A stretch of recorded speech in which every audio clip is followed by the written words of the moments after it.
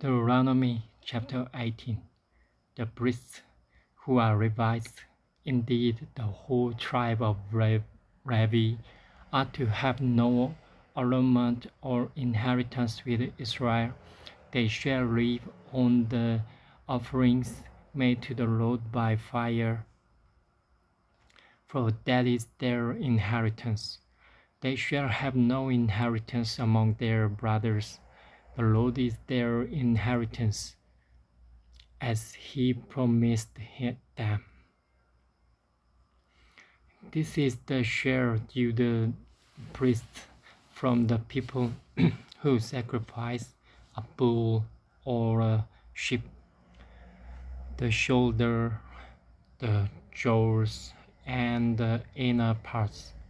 You are to give them the first fruits of your grain, new wine, and oil, and the first wool from the shearing of your sheep. For the Lord your God has chosen them and their descendants out of all your tribes to stand and minister in the Lord's name always.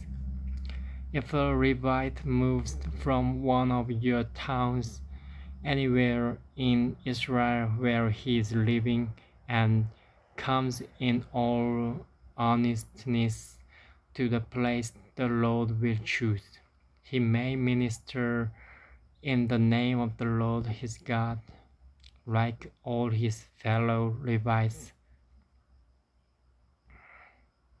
who serve there in the presence of the Lord.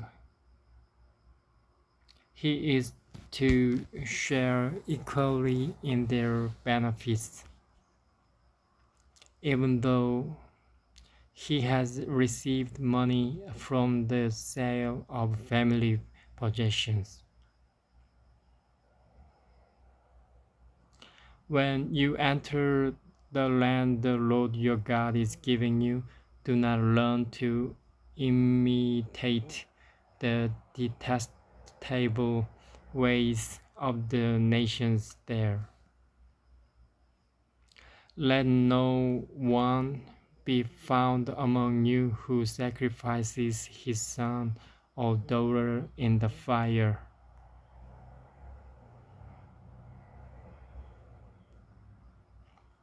who practices divination or sorcery, interprets omens, engages in witchcraft, or casts spells, or who is medium or spirit, or who consults the dead.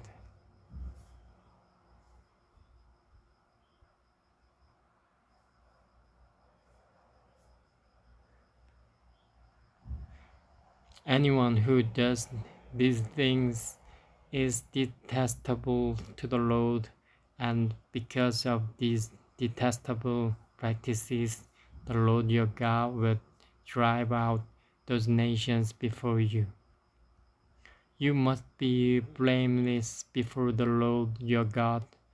The nations you will dispossess listen to those who practice sorcery or divination, but as for you, the Lord your God has not permitted you to do so. The Lord your God will raise up for you a prophet like me from among your own brothers. You must listen to him. For this is what you asked of the Lord your God at Horeb on the day of the assembly, when you said, "Let us not hear the voice of the Lord our God, nor see this great fire anymore, or we will die." The Lord said to me, "What they say is good. I will raise up for them a prophet like you from among their brothers.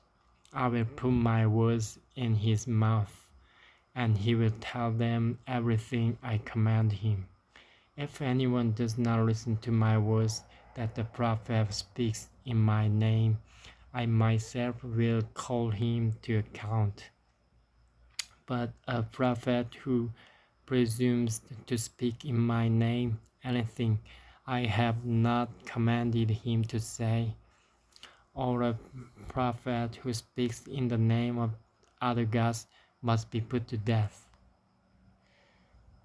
You may say to yourselves, how can we know when a message has not been spoken by the Lord? If what a prophet proclaims in the name of the Lord does not take place or come true, that is a message the Lord has not spoken. The prophet has spoken presumptuously. Do not be afraid of him.